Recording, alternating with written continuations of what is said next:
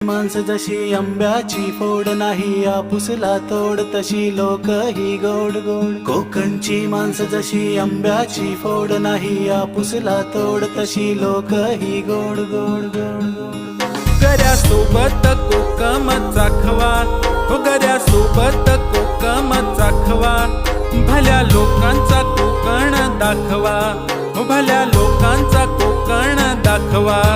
हे डोंगरी सर्व दिसतो हिरवा, मालीन गेली पाहण्या